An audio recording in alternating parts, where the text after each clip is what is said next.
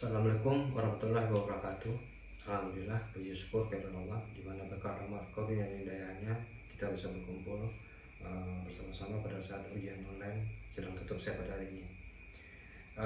Pertama saya ucapkan terima kasih kepada Profesor Danefri, Profesor Dieni Ruzimelia, Profesor Eri Baglian, Profesor Atma Zaki, Profesor Bustari sebagai promotor dan Dr.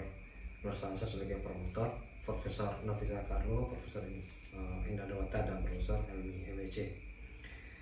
Sedang disertasi saya berjudul sebaran zonasi air tanah dangkal menggunakan metode kriging berdasarkan electrical conductivity di kawasan pesisir pantai Kota Padang.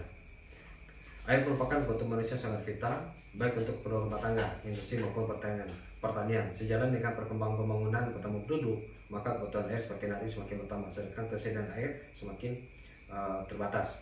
Dalam memenuhi kebutuhan air, masyarakat kawasan pesisir pantai menggunakan air tanah dangkal untuk kebutuhan sanitasi mereka sehari-hari. Air tanah mempunyai karakteristik dan keterapatan baik itu segi kualitas, kuantitas, dan tatanannya.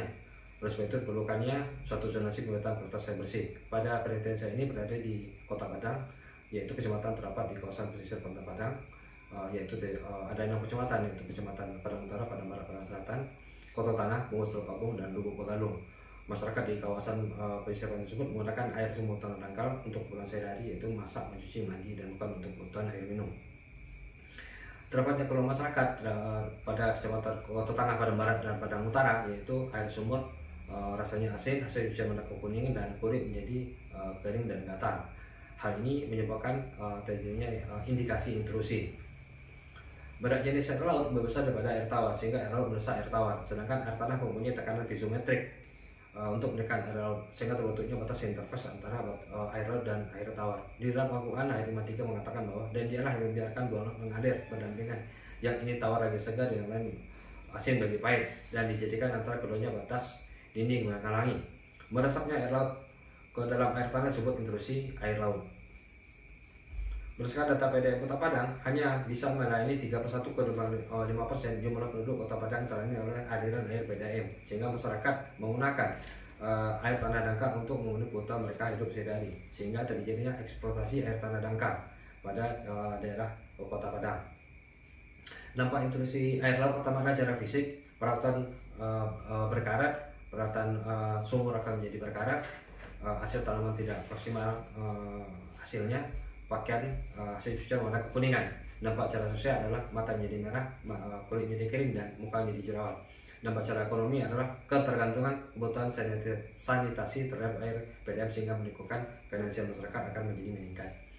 Identifikasi masalah pertama adalah keluhan masyarakat, yaitu terjadi hasil cucian warna kekuningan, kulit menjadi kering, dan perawatan berkerak.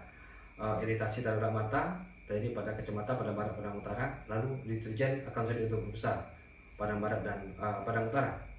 Lalu pertama penduduk meningkat, mengakibatkan kesehatan masyarakat akan menurun. Lalu dari data PDAM hanya 3,5% penduduk Kota Padang bisa dilayani oleh aliran PDAM. Lalu karena belum adanya pemetaan air dangkal di Kota Padang. Perumusan masalah pertama adalah bagaimana kesabaran titik sumur tawar payah dan gapaya terhadap 6 kecamatan di Kota Padang. Kedua, berapakah jarak distance pada kecamatan yang terindikasi air payah dan agak payah dari bibir pantai. Ketiga adalah berapakah luas daerah pengaruh pada kecamatan yang terkena dampak intrusi air asin. Yang keempat adalah bagaimana kapasitas sebaran zonasi air tawar payah dan agak payah terhadap kecamatan yang terkena dampak intrusi air asin.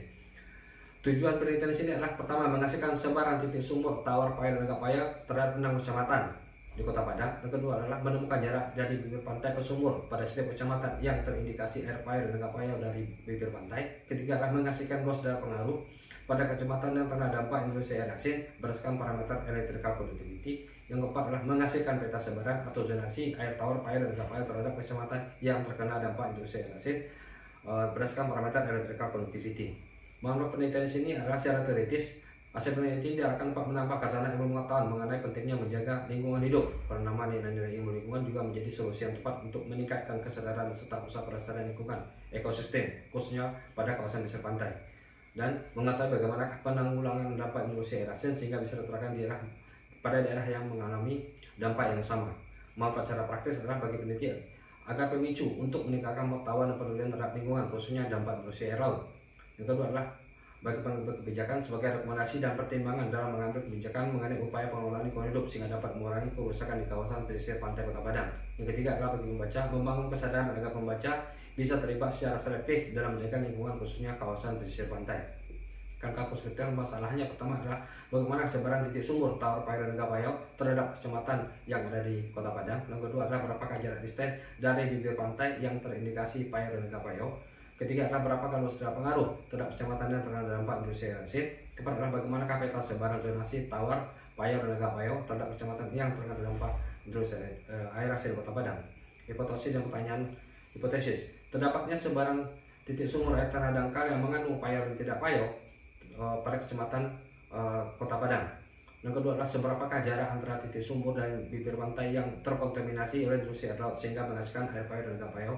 Tiga adalah seberapa luas pengaruh pada kecamatan yang terkena dampak industri air asin berdasarkan parameter electrical conductivity. Lalu bagaimanakah bentuk sebaran atau zonasi air tawar payau dan tidak payau terhadap kecamatan yang terkena dampak industri air asin berdasarkan parameter electrical conductivity. Berdasarkan hipotesis tersebut, kita lakukan estimasi parameter electrical conductivity dengan menggunakan metode Kirchhoff sehingga menghasilkan peta sebaran zonasi industri air asin, payau dan tidak payau terhadap luas yang terkena dampak. Klasifikasi air tanah di sini menggunakan sumbernya adalah PHA, IAA, penelitian air rock industri air asin dengan kategori adalah air payau, air tawar kecil dari 1.500, air Gapayau adalah daya-nya 1.500 sampai 5.000, air payau adalah 5.000 sampai 15.000, air asin adalah daya-nya 15.000 sampai 50.000, brine adalah besar dari 50.000. Populasi pada penelitian ini adalah kecamatan yang ada di kawasan pesisir pantai yaitu Kota Tangah, Padang Utara, Padang Selatan, Lubuk Balong, Bungo Selek Kabung.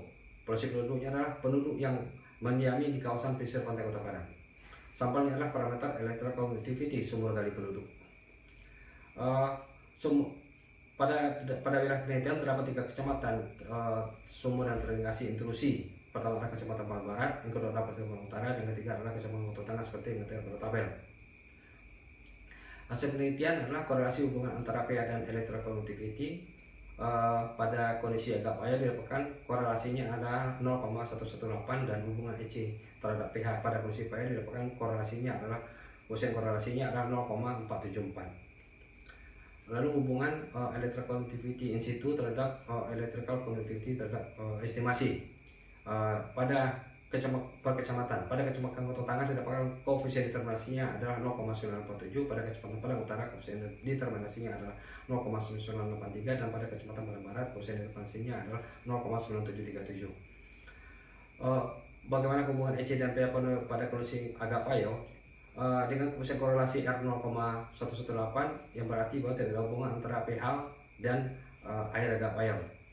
Air Gapayau pada kecamatan terdapat pada kecamatan A adalah Padang Utara, terdapat pada kelurahan Air Tawar Barat, dan kecamatan Padang Barat terdapat pada kelurahan Libo, Kaluang, Purus, dan Ladang. Kondisi Gapayau di sini rata-ratanya 6,9.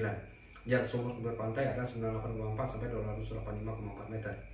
Hubungan antara electrical conductivity adalah pH pada kondisi payau didapatkan koefisien korelasi adalah 0,47 yang berarti adalah tidak ada hubungan antara pH dengan electrical conductivity dalam keadaan payau.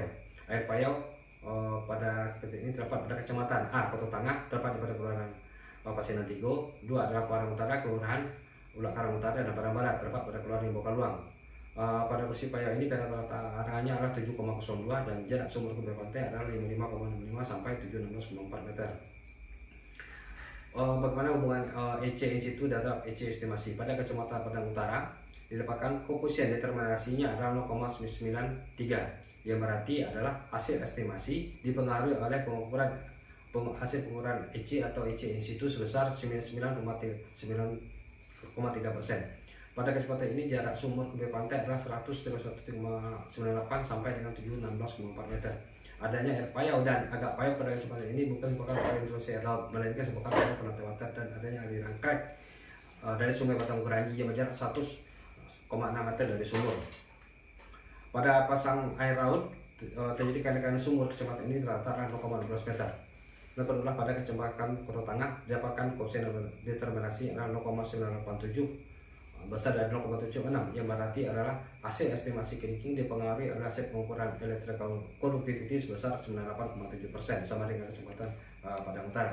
Pada kesempatan ini jarak sumur ke bibir pantai adalah 55,6 meter. Ketapatan air payau dan gak payau terjadi pada keluaran pasien Antigo disebabkan oleh intrusi air laut. Pada saat pasangan air laut terjadi kenaikan air sumur. Kecepatan ini rata-rata 0,43 meter. ECS itu ECS estimasi tempat pada barat. Pada kecepatan pada barat diperoleh kubik determinasi adalah 0,9737 yang berarti adalah hubungan sangat kuat antara hasil estimasi kriging dengan ECS itu. Atau dengan kata lain, hasil estimasi kriging dipengaruhi oleh pengukuran electrical conductivity sebesar 97,37%. Pada kesempatan ini jarak sumur ke pantai adalah 97,2 sampai dengan 285,4% meter. Adanya air payau dan gak payau pada kesempatan ini disebabkan oleh intrusi dan konektif water. Pada saat pasang air laut terjadi kenaikan air sumur sebesar 0,02 meter. Pemetaan EC dengan kering pada kecamatan Kota Tangah. Hasil pemetaan EC pada kesempatan ini bahwa keterkon air payau dan gak payau disebabkan oleh intrusi air laut terdapat pada Kelurahan Pasien Antigo dengan total luas adalah 29,9 hektar. Dengan rincian air payau adalah 6,4 hektar dan air gak payau adalah 23,5 hektar. Pada Kecamatan Pantai Utara bukan disebabkan oleh intrusi air laut, air payau dan gak payau disebabkan oleh konektif water. Pada kelurahan terdapat pada kelurahan air Tawa Barat dengan luas 0,028 km persegi atau 0,28 hektar. Selain keterlambatan air payau dan gak payau disebabkan oleh aliran kerek dari Sungai Batang Kurangi yang terdapat pada kelurahan air Tawa Barat dengan kategori payau adalah rincian 0,018 km, agak payau adalah 0,0351 km persegi. Air Tawa Timur agak payaunya adalah 0,024 km persegi dan Ulak Karang Utara air payaunya adalah 0,2363 km persegi dan agak payau adalah 0,259 km persegi. Ulak Karang Selatan agak payaunya adalah sebesar 0,0536 km persegi. Pada kesempatan ini total luas yang terkena dampak payau dan agak payau adalah 0,590 km persegi atau 5,9 hektar. Pada kesempatan pada barat ketepatan air agak payau disebabkan oleh konektif water terdapat pada kelurahan Limbangan Luang dengan luas adalah 0,0039 km persegi dan kelurahan Pulau Ladang dengan luas adalah 0,025 km persegi. Lalu disebabkan oleh kedua adalah intrusi laut terdapat pada kelurahan Limbangan Luang dengan rincian payau adalah 0,0120 km persegi dan agak payau adalah 0,072 km persegi. Lalu kedua adalah kelurahan Purus dengan payau 0,0149 km persegi dan agak payau adalah 0,0480 km persegi.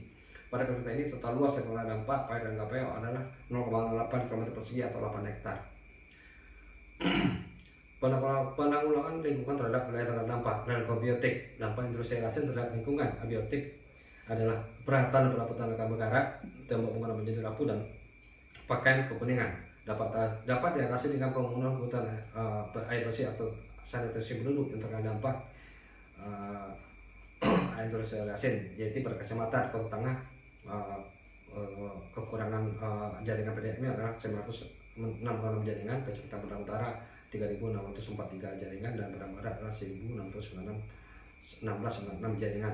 Jadi kekurangan jaringan air PDAM pada masing-masing kecamatan tersebut dapat dilihat pada tabel ini. Kota Tangah ada 966 dan Padang Utara adalah 3.643 dan Padang Barat adalah 1.696. Yang kedua adalah lingkungan biotik. Dampak intrusi asin terhadap lingkungan biotik adalah tanaman pertanian tidak tumbuh berubah dengan baik. Hal ini dapat diatasi dengan menghindari pencurian tanam pada daerah terkena dampak air payau dan gak payau. Lalu pada lingkungan sosial, penyakit kulit dan jerawat dan kulit terasa panas, gatal dan iritasi terhadap mata. Ini dapat diatasi dengan memberikan sosialisasi terhadap kesehatan kulit kepada penduduk yang terkena dampak pemakaian air asin oleh pemerintah kota dan instansi terkait. Noveltisnya pada penelitian ini adalah menghasilkan peta sebaran atau zonasi air tanah langkat terhadap kecamatan yang terkena dampak intrusi air asin berdasarkan parameter electrical conductivity seperti dilihat pada gambar tersebut. Kesimpulan, terdapat dua kecamatan. Yang satu adalah terdapat dua kecamatan yang terindikasi intrusi air laut di wilayah pesisir pantai Kota Padang, yakni Kecamatan Kota Tangah. Jadi terdapat pada Kelurahan Pasien Antigo dan Kecamatan Padang Barat terdapat pada Kelurahan Limbangan Purus. Yang kedua adalah terdapat satu kecamatan air payau dan gak payau disebabkan oleh terdapatnya adanya kerek atau rekan dari Sungai Batang Kurangi, yaitu jadi pada Kecamatan Padang Utara tepatnya pada Kelurahan Air Tawa Barat, Air Tawa Timur, Ulak Karang Utara dan Ulak Karang Selatan. Ketiga adalah C adalah ditemukannya konektif water atau air perangkap pada Kecamatan Padang Utara tepatnya pada Kelurahan Air Tawar Barat dengan luas 0,0028 km persegi dan Kecamatan Barat dengan terdapat pada Kelurahan Limbokalua dengan luas 0,039 km persegi dan Ladang dengan luas 0,0025 km persegi. Yang kedua adalah dihasilkan jarak dari 19 titik sumur antara 55,65 sampai dengan 716,4 meter dari bibir pantai yang terkontaminasi oleh intrusi laut sehingga menghasilkan air payau dan tidak payau. Air payau dan tidak payau. Yang ketiga adalah luas daerah air payau dan agak payau dari masing-masing kecamatan sebagai berikut. Kecamatan Kota Tengah adalah 0,299 km persegi dan rincian air payau adalah 0,640 km persegi dan agak payau adalah 0,2350 km persegi. Yang kedua adalah Kecamatan Padang Utara dengan total 0,59 km persegi dengan rincian adalah air payau 0,25 km persegi dan agak payau adalah 0,340 km persegi. Yang ketiga adalah Kecamatan Padang Barat dengan total adalah 0,08 km persegi dengan rincian air payau adalah 0,02 km persegi dan agak payau adalah 0,6 km persegi. Yang keempat adalah peta zonasi sumber air payau dan agak payau pada kecamatan terdampak industrialisasi berdasarkan nilai parameter elektrikal produktif. Kita lihat dapat pada tabel ini total masing-masing adalah Kecamatan Tengah 0,29 km persegi dan Kecamatan Barat Utara dengan totalnya adalah 0,59 km persegi dan pada Kecamatan Barat Barat adalah 0,08 km persegi dan total semuanya adalah 0,97 atau 97 hektar. Implikasi pada materi ini adalah pertama adalah temukan penyakit kulit atau sklerota dermatosis pada anak-anak yang terdapat pada Kecamatan Kota Tengah. Kulit menjadi kering bergata, maka perintah dan instansi terkait segera melakukan penyuluhan tentang pentingnya menjaga kesehatan kulit untuk menghindari pemakaian air asin. Yang kedua adalah aplikasinya dengan ditemukan jarak di bibir pantai dan sumber yang terkena dampak intrusi menjadi panduan bagi penduduk supaya menghindari daerah atau jarak tersebut untuk kegiatan bertani dan berladang. Ketiga adalah dekatnya luas pengaruh daerah terhadap industri air asin untuk perencanaan penanaman mangrovisasi, yaitu pohon mangrove merupakan tanaman yang bisa hidup di alam dengan lingkungan berkadar garam tinggi. Yang keempat adalah dekatnya peta sebaran industri air asin tersebut menjadi informasi dan panduan bagi pemerintah Kota Padang dalam rangka konservasi air tanah. Yang kelima adalah melakukan inventarisasi penduduk yang terkena dampak industri air asin supaya menjadi informasi dan data dari pemerintah kota. Sarannya pertama adalah agar kualitas kesehatan meningkat, diarahkan Pemkot Padang lebih proaktif memberikan pendidikan penyuluhan kesehatan terhadap dampak pemakaian air asin kepada masyarakat besar pesisir pantai. Kedua adalah overpumping atau eksploitasi air tanah berlebihan terjadi akibat kebutuhan air bersih tidak terpenuhi sehingga penduduk memanfaatkan air bersih, memanfaatkan air tanah untuk keperluan sehari-hari. Diharapkan PDAM menambah jaringan perpipaan pada lokasi yang terkena dampak. Yang ketiga adalah diharapkan penduduk membayar tunggakan PDAM agar jaringan perpipaan bisa dilakukan kembali. Yang keempat adalah disarankan Pemkot Padang menggunakan penelitian ini sebagai rujukan dalam pembuatan RT RW Kota Padang ke depannya, terutama dalam masalah kebijakan lingkungan pesisir pantai. Yang kelima adalah untuk bangun rumah penduduk disarankan agar menghindari daerah yang terindikasi industri air laut. Terima kasih. Wassalamualaikum warahmatullahi wabarakatuh.